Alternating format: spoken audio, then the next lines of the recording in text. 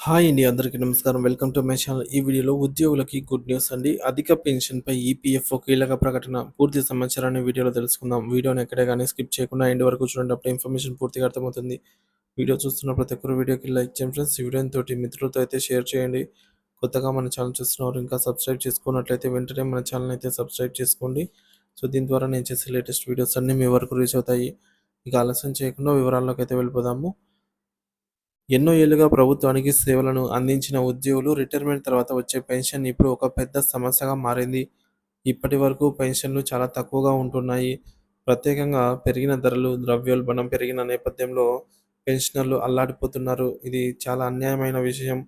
ఎందుకంటే ప్రభుత్వం పెద్ద మొత్తంలో బడ్జెట్ ప్రవేశపెడుతుంది. ఇక జీఎస్టీ, ఇన్కమ్ ట్యాక్స్ వంటి పన్నుల రూపంలో ఉద్యోగుల నుంచి ఆదాయం వసూలు చేస్తుంది. కానీ ఆ ఉద్యోగులకు సంబంధించి పెన్షన్ మాత్రం చాలా తక్కువగా ఉంటుంది. ప్రస్తుతం కనీస పెన్షన్ అనేది రూ. 1000 లేదా 2000 మాత్రమే అందుతున్న వారికి ఇది చాలా దారుణమైన పరిస్థితి.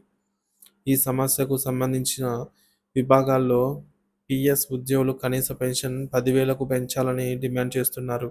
ఈ అంశంపై కేంద్ర ప్రభుత్వం ప్రస్తుతం చర్యలు తీసుకుంటున్నట్టు సమాచారము. ఇక ఈపీఎఫ్ 95 పెన్షనర్లకు సంబంధించి కేంద్ర ప్రభుత్వం త్వరలోనే మంచి శుభవార్తలైతే అందించే అవకాశం ఉంది.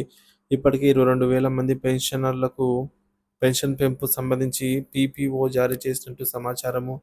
అలాగే 78 లక్షల మంది పెన్షనర్లకు లబ్ధి చేకూర్చే విధంగా కేంద్ర ప్రభుత్వం నిర్ణయం తీసుకునే సూచనలు ఉన్నట్టు తెలుస్తోంది.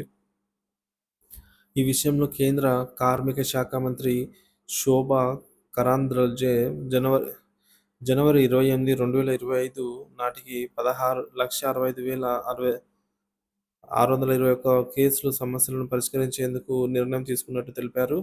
అలాగే పెన్షన్ పథకం సంబంధించి 21,805 పే ఆర్డర్‌లు ప్రాసెస్ చేసినట్టు వెల్లడించారు. అలాగే కేంద్ర ప్రభుత్వం పెండింగ్‌లో ఉన్న కేసులను పరిశీలించి వాటిని ప్రాసెసింగ్ వేగవంతం చేయడానికి చర్యలు తీసుకుంటోంది. నవంబర్ 4, 2022న సుప్రీంకోర్టు తీర్పు ప్రకారం ఈ అంశంపై దరఖాస్తులను పరిశీలిస్తున్నట్టు తెలుస్తోంది.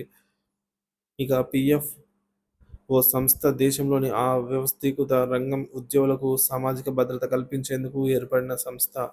ఈ సంస్థ పీఎఫ్ ఖాతాలను నిర్వహించి పెన్షన్ మరియు బీమా ప్రయోజనాలను అందిస్తుంది.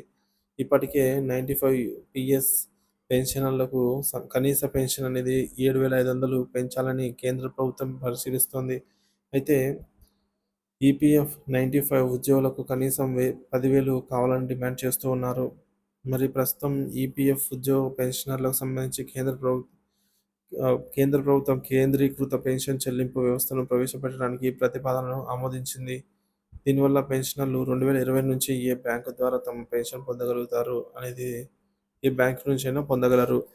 ఈపీఎఫ్ 95 పెన్షనర్లకు సంఘం ప్రతినిధులు కేంద్ర ఆర్థిక మంత్రి నిర్మలా సీతారామన్‌తో సమావేశమై తమ డిమాండ్లను తెలియజేశారు. వీరు కనీస పెన్షన్‌ను 7,500కు పెంచే ఆరోగ్య బీమా, అలాగే డీఏ వంటి ఇతర ప్రయోజనాలు కూడా ఇవ్వాలని కోరుతున్నారు. ఇకపోతే ప్రభుత్వం ఈ సమస్యలన్నిటినీ పరిష్కరించడానికి చర్యలు తీసుకుంటుంది. పీఎఫ్ పెన్షన్దారులకు త్వరలోనే శుభవార్తలు ఇవ్వాలని అయితే భావిస్తూ ఉన్నారు.